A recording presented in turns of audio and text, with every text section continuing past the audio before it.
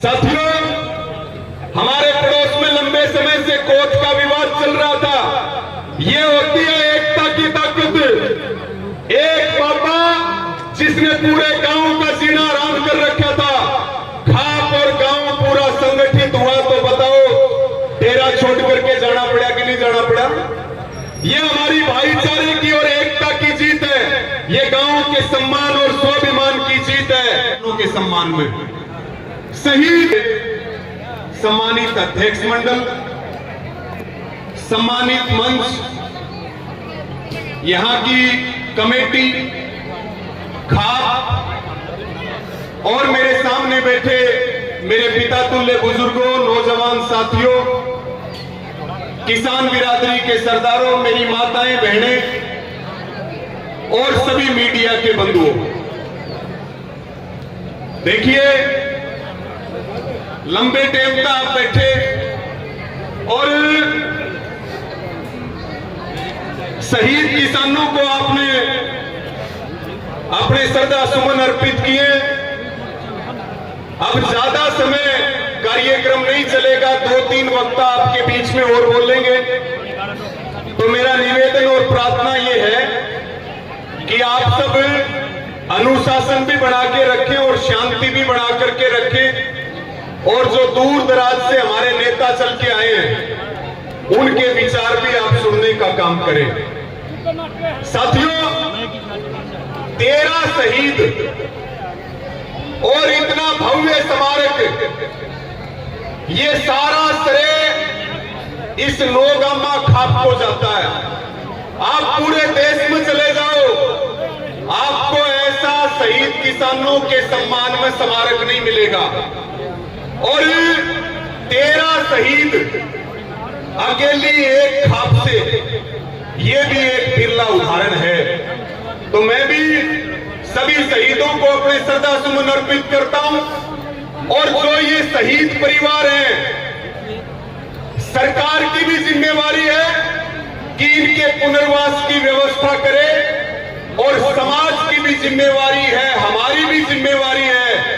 ये परिवार हम सब के परिवार हैं, इनका सम्मान करना और इनके काम आना हमारी जिम्मेदारी है। हम अपनी जिम्मेदारी को समझें और उसको निभाने का काम करें।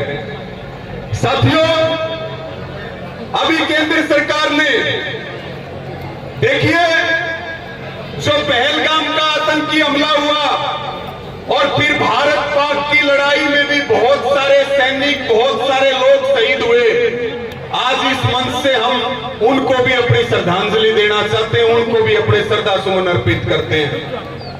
साथियों, अभी केंद्र सरकार ने खरीफ की 14 फसलों पे एमएसपी बढ़ाई और सरकार ने प्रचार किया कि हमने 50% एमएसपी की घोषणा कर दी। हम सरकार से मांग कर रहे हैं C2 के फार्मूले के हिसाब से उपज का दाम मिले, लेकिन सरकार ने घोषणा की है A2 के हिसाब से। और बहुत सारी फसलों की तो सरकारी खरीदी नहीं होती है, और A2 और C2 के बीच में भी माने तो अकेले कपास में लगभग 2500 रुपए प्रति क्विंटल का नुकसान है। हमारी मांग सरकार से है एमएसपी गारंटी कानून की। एमएसपी घोषणा करने से बात नहीं बढ़ेगी, किसान को एमएसपी की गारंटी देनी पड़ेगी। और हम लागत का 1.5 गुना की मांग कर रहे हैं। C2+50 के फार्मूले के हिसाब से उपज का दाम मिलना चाहिए। इस बात में जो हमारी अगली लड़ाई है, वो लड़ाई है एमएसपी के लिए। और एमएसपी की लड़ाई के लिए हमें अपनी तैयारी रखनी चाहिए। एमएसपी मिलेगा तो खेती और किसानी बचेगी, नहीं तो खेती और किसानी बच नहीं सकती। साथियों, आज श्रद्धांजलि सभा है, हम आए और चले गए, इससे बात नहीं बनेगी। हमारी आगे की रणनीति क्या है, किसानों के मुद्दे क्या हैं? ये जितने 13 शहीद हुए हैं, ये किसानों की लड़ाई के लिए, उनकी मांगों के लिए शहीद हुए हैं। मैं ये मानता हूं हम किसानों की मांगों को मजबूती से उठाने का काम करेंगे तो यही इन शहीद किसानों को सच्ची श्रद्धांजलि भी होगी। आज जरूरत है किसानों को अपने खर्चे कम करने की। आज जरूरत है किसानों को पुराने साधनों से काम चलाने की।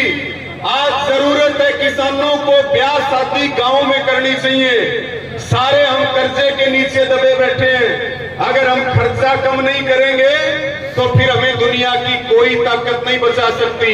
आप खर्चा कम करोगे तो उद्योगपतियों की कमर टूटेगी, और खर्चा कम नहीं करोगे, मैरिज पैलेस में शादी करोगे, तो फिर पैसा किसके पास जा रहा है? उन्हीं उद्योगपतियों के पास जा रहा है। साथियों, मैं ज्यादा समय नहीं लूंगा, केवल और केवल 2-3 बात आपको कह करके अपना स्थान ग्रहण करूंगा। आज प्रधानमंत्री कह रहे हैं कि भाई स्वदेशी अपनाओ, लेकिन वही प्रधानमंत्री विदेशी कंपनियों को अपने देश में आने दे रहे हैं। आज जो है तुर्की से सेब खरीद रहे हैं, 1 लाख करोड़ रुपए का पाम ऑयल आ रहा है।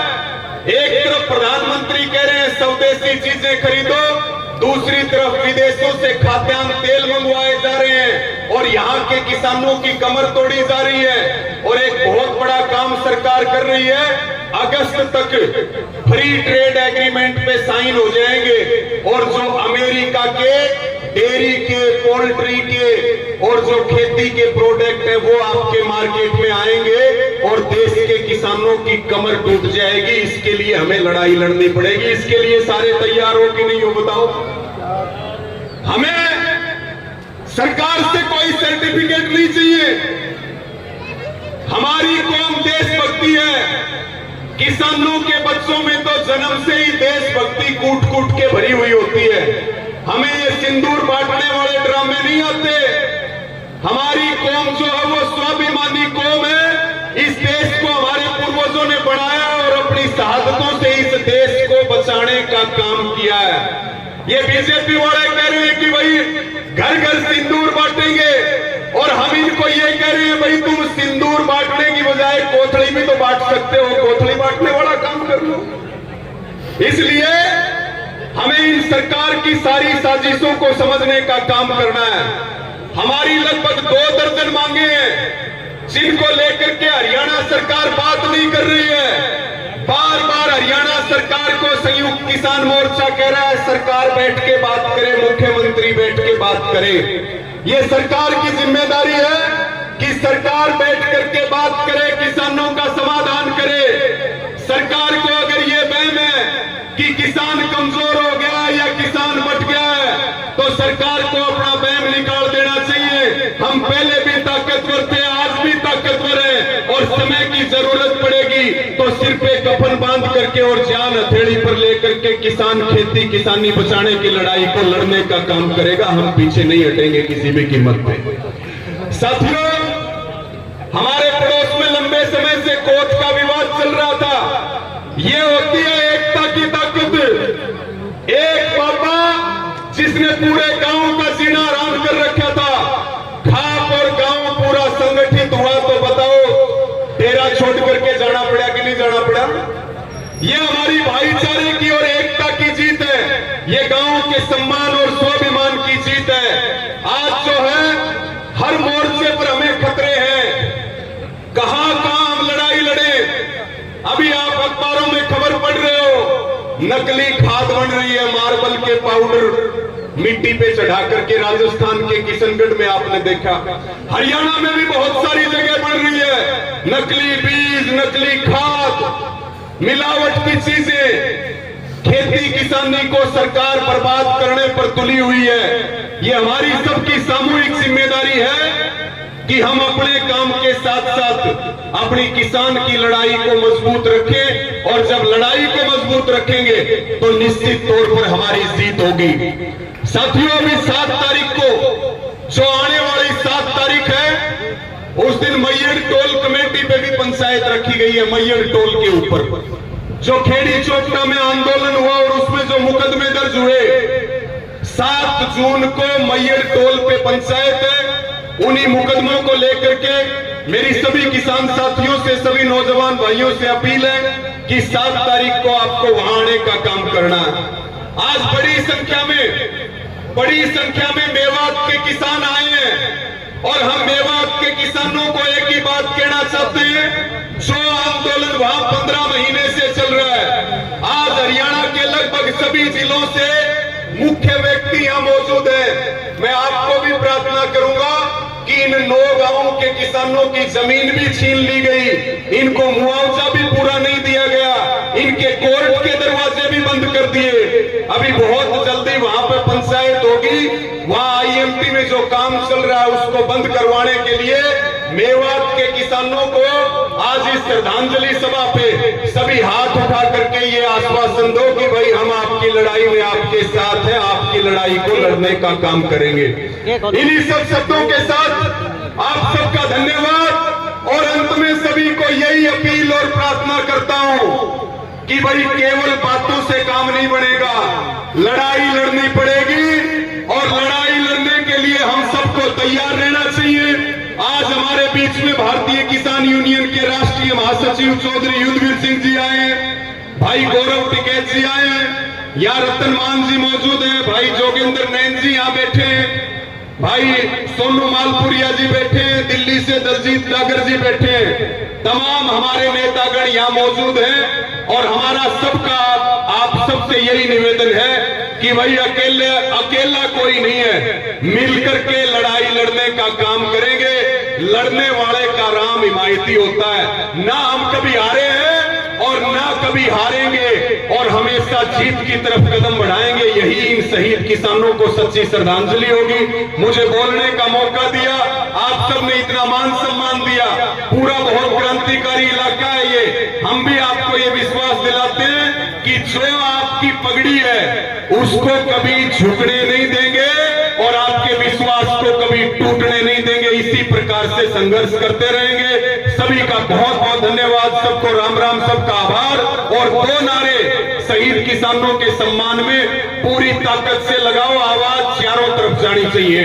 शहीद किसान